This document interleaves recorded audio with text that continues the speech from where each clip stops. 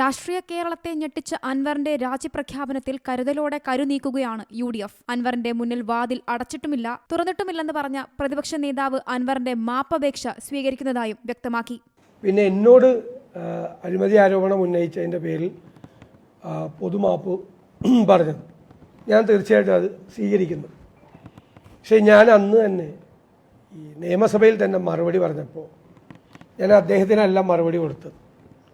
ഞാൻ അന്ന് പറഞ്ഞു, മുഖ്യമന്ത്രിയുടെ അനുവാദത്തോടു കൂടിയാണ് ഈ തെറ്റായ ഒരു ആരോപണം ഉന്നയിച്ചത്. എല്ലാവരും ഇരുന്ന് ചിരിക്കുകയായിരുന്നു അസംബ്ലിക്കകത്ത്.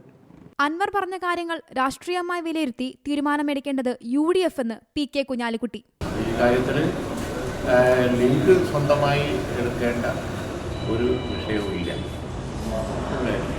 ഇനി ഇപ്പോൾ രാഷ്ട്രീയ സാഹചര്യങ്ങൾ മുഴുവൻ വിലയിരുത്തി ഇപ്പോൾ MLA സ്ഥാനം രാജിവെച്ചവർ പാർട്ടി രൂപീകരിച്ചു, അതിൻ്റെ കാര്യങ്ങളൊക്കെ പറഞ്ഞു UDFന് പിന്തുണയാണ് എന്നുള്ള തലത്തിൽ പറഞ്ഞു. ഇനി ആ കാര്യങ്ങൾ മുഴുവനുമായി വിലയിരുത്തി ഔദ്യോഗികമായി ഒരു തീരുമാനം എടുക്കേണ്ടത് UDF ആണ്. PV അൻവർ രാജിവെച്ചാലും ഒരു ചലനവും ഉണ്ടാകില്ലെന്ന് പറഞ്ഞ് പ്രതിരോധം തീർത്ത് CPM സംസ്ഥാന സെക്രട്ടറി MV ഗോവിന്ദൻ. ഒരു പ്രശ്നവും ഞങ്ങൾ അതിന്റെ ഭാഗമായിട്ട് ചർച്ച ചെയ്യാൻ പോകുന്നില്ല. ഞങ്ങൾ അന്നേ പറഞ്ഞു കഴിഞ്ഞു, അൻവറുമായിട്ട് പാർട്ടിക്ക് യാതൊരു ബന്ധമില്ല. അത് പറഞ്ഞതോടുകൂടി അൻവർ ഞങ്ങളുമായിട്ടുള്ള എല്ലാ തരത്തിലുള്ള ബന്ധവും വെച്ച് കഴിഞ്ഞു.